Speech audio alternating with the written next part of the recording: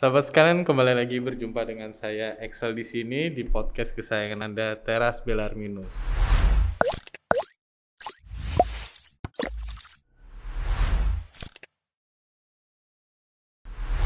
Oke, pada kesempatan kali ini kita tuh bakal ngebahas tentang Hari Pendidikan Nasional, teman-teman.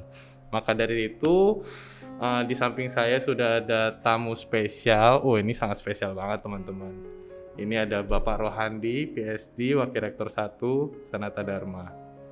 Mungkin Bapak bisa say hello sama subscriber kita yang ada di rumah.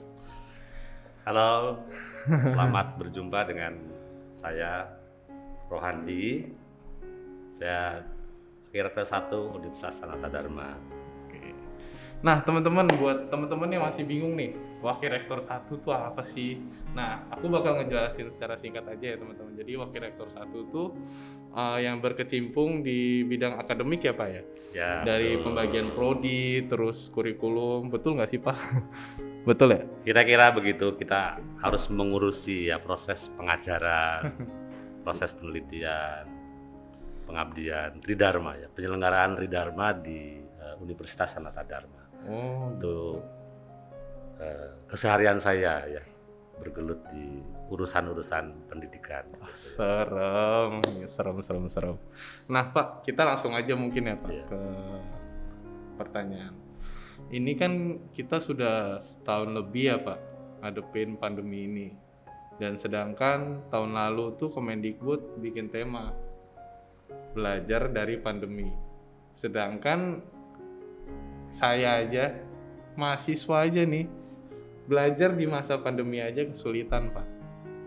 Mungkin karena kurangnya sarana prasarana, terus kurangnya tenaga pengajar. Nah, kalau Bapak lihat sendiri, buat ngatasin keprihatinan itu seperti apa, Pak? Oke, saya kira peristiwa yang kita alami ya, memang kita perlu prihatin ya dengan keadaan pandemi yang mengakibatkan proses pendidikan yang keseharian terjadi di dalam realitas konteks fisik ya, di sekolah. Di sana ada guru, ada fasilitas sekolah, ada siswa dan teman-temannya, ada interaksi yang bisa dikelola yang bermakna dalam perjumpaan pribadi dengan pribadi dan saling belajar untuk berkembang, tentu yang dipandu dengan sebuah kurikulum dan visi misi serta nilai-nilai yang digeluti ya, yang dihidupi di sekolah itu untuk mempersiapkan generasi muda mulai dari tingkat pendidikan yang paling bawah ya, taman kanak-kanak ataupun pendidikan anak usia dini, ke sekolah dasar, ke sekolah menengah pertama, sekolah menengah atas sampai ke perguruan tinggi. Dengan pandemi serta-merta kegiatan seperti itu sudah tidak mungkin dilakukan. Nah, peristiwa inilah yang membuat dunia pendidikan, saya kira barangkali sebagian besar belum siap juga. Belum siap juga, tetapi harus terjadi. Harus terjadi, maka ada yang dengan cepat menyesuaikan. Ada juga yang mungkin karena tadi disampaikan ya, fasilitas kurang, keterampilan para pengajar yang harus dikembangkan juga belum siap, maka di awal-awal ya pasti semua orang merasakan betapa berat.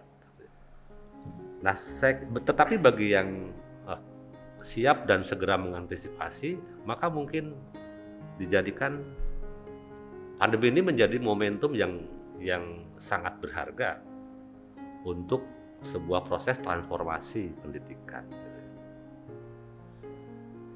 Nah, karena pandemi ini juga sih, sebagian teman saya dan saya juga sempat punya pola pikir kayak gini, yang penting kita absen aja deh. Yang penting nanti bakal lulus gitu loh. Okay. kan kayak gitu bahaya ya Pak ya. Ya, Parah deh.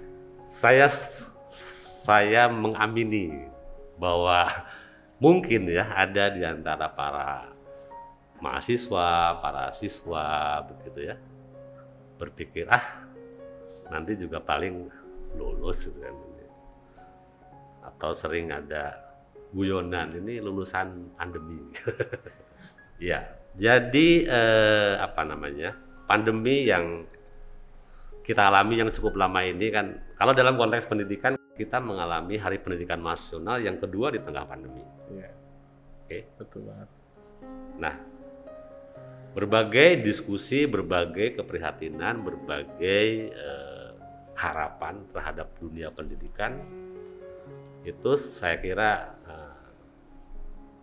Anda bisa membaca ya bagaimana orang-orang berbicara mengenai ketakutan kehilangan generasi gitu kan, karena proses pembelajaran di masa pandemi yang belum optimal. Selain pandemi, kita juga ini Pak, ngadepin keprihatinan yang bakal jadi PR besar buat kita Pak. Seperti pendidikan yang kurang merata, terus pendidikan yang punya potensi buat membangkitkan semangat radikalisme dan intoleransi, dan bahkan ada beberapa juga yang hanya fokus pada bidang akademik.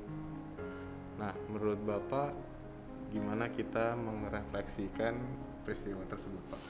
Oke, baik. Jadi pertama kita tidak bisa memungkiri ya realitas Indonesia yang beragam. Ya. Dari segi geografis kita punya anak-anak yang belajar di daerah 3T ya, terdepan, terluar. Ya. Tapi juga ada anak-anak yang belajar di perkotaan dengan fasilitas sekolah yang sangat lengkap. Ya. Satu sisi lain kita juga tidak bisa memungkiri kalau ada para siswa yang di dalam satu sekolah sangat beragam dan mungkin juga ada yang homogen gitu ya. Keragaman ini ya perlu dikelola. Pertama untuk yang keragaman wilayah gitu ya, tentu harus ada cara yang tepat gitu ya, bagaimana proses pengajaran itu terjadi secara optimal di daerah-daerah 3T gitu ya. Tanpa mereduksi sekolah-sekolah yang sudah baik, fasilitas sekolah yang lengkap untuk lebih cepat maju gitu ya. Maka regulasi yang lebih memungkinkan setiap daerah bisa berdaya sesuai dengan konteks awalnya ini yang menjadi penting. Maka kalau misalkan harus begini, harus begitu, sementara fasilitasnya itu belum lengkap, nah seperti tadi disampaikan, bagaimana dengan yang tidak lengkap? Itu yang pertama. Maka tentu pemerintah dan masyarakat harus berupaya untuk ketidaklengkapan ini dikelola dan dikembangkan, tanpa harus menunggu dan mengatakan ya tidak bisa, memang tidak bisa, tetapi apa yang bisa dan optimal bagi anak-anak di daerah itu. Tentang radikalisme, keberagaman, saya kira baik juga lah dalam konteks pengetahuan diberi pemahaman. Betul. Saya setuju, tetapi yang lebih penting menurut saya, keseharian itu dalam praktek keseharian harus terwujud bagaimana mengelola keberagaman, bagaimana hidup dalam suasana keberagaman. Jadi doing itu menjadi penting di samping knowing. Merinding. Jadi mestinya I can do, gitu. Bukan I know. I know, I can do ya. I can do. Saya akan tunjukkan bagaimana saya hidup dalam keberagaman. Saya kira itu. Iya betul sih Pak. Makanya Sanata Dharma tuh juga menerapkan soft skill juga ya Pak buat mahasiswanya ya. Jadi mereka tetap punya mungkin relasi di luar, bisa dipakai buat di perusahaan gitu ya Pak ya. Mungkin lagi penasaran sih Pak, apa sih yang sedang dilakukan atau akan dilakukan yang sudah dilakukan oleh Sanata Dharma? Yang Sanata Dharma sendiri itu perguruan tinggi Jesuit. Mungkin Bapak bisa ngasih tahu ke kita. Baik, yang pertama ya, kehadiran para mahasiswa di Sanata Dharma itu sangat berharga. Jadi saya, Sanata Dharma, baru merasa berada gitu ya, kalau ada mahasiswa. Dan seluruh pikiran, perhatian, dan upaya yang dilakukan oleh lembaga ini ya untuk para mahasiswa. Maka bagaimana mahasiswa berkembang di Sanata Dharma itu menjadi bagian penting yang dipikirkan. Apa yang dibutuhkan? Pertama dari sisi pengajaran. Maka kita dengan kemajuan teknologi berpikir keras ya bagaimana ada perubahan, ya, transformasi pendidikan terjadi. Jadi sudah dicanangkan sejak tahun 2018 untuk mengintegrasikan teknologi ke dalam pendidikan. Nah, peristiwa pandemi kami syukuri karena bisa mempercepat. Dengan pandemi semua dosen harus mengajar melalui LMS. Yang sebelumnya itu untuk pergi ke sana itu juga karena lebih nyaman dengan cara lama gitu. Saya seorang belajar fisika, sedikit banyak tahu tentang kelembaban gitu kan. Jadi mengubah kebiasaan lama menjadi baru itu butuh energi yang luar biasa gitu kan. Tapi kalau sudah jalan itu dibiarkan saja bisa cepat. Energinya tidak terlalu banyak, tapi mengubah kebiasaan ini berat. Termasuk juga dengan para mahasiswa. Saya kira Anda mengubah, saya belajar tuh kalau ada dosen dengan saya belajar sendiri gitu. Itu kan harus kerja keras untuk bisa menikmati sendiri juga saya belajar dan menghasilkan pemahaman sesuatu. Nah, maka ke depan pembelajaran online tetap akan kita pelihara dan kembangkan. Tetapi kalau sudah mulai bisa masuk ke kelas, bagaimana kelas ini menjadi berbeda ya, aktivitasnya dibanding sebelum-sebelumnya. Karena beberapa pengetahuan sudah bisa kita tempatkan di LMS. Tinggal bagaimana memetakan, mengarahkan para mahasiswa untuk akses informasi yang berharga, yang relevan untuk dikelola. Itu. Nah, dari sisi pengembangan mahasiswa, kita sudah menjadi penting bahwa mahasiswa perlu formasi diri gitu kan. Supaya kelak begitu selesai di Sanata Dharma, dia tahu siapa saya, mau kemana saya gitu kan. Betul. Selama belajar di Sanata Dharma juga mengenali apa yang menjadi penting dikembangkan dari segi value, dari segi kebiasaan, dari segi cara berpikir, cara mengelola sesuatu. Maka ada formasi cerdas humanis ya, di 1 tahun pertama para mahasiswa harus ikut itu gitu kan. Tapi juga dinamika yang terjadi, suasana, relasi antara mahasiswa dengan dosen, dengan pegawai dibangun karena kita pakai prinsip pura personalis dan dialogis gitu kan. Nah, ini penting untuk bisa menyapa, saling mengembangkan diri, belajar dari siapapun, tidak belajar dari tukang kebun, belajar dari para pegawai di sini, gitu.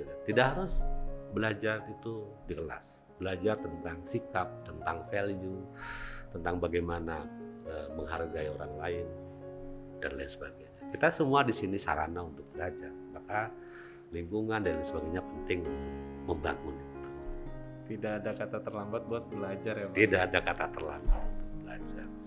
Mungkin last statement dari Pak Rohandi ya, bagaimana sih kita ngebangun optimisme agar sebagai mahasiswa nih kita punya andil buat merubah wajah pendidikan menjadi cetar tapi bukan ambiar. Baik, Saya kira sederhana bagi saya, berubahlah sekarang.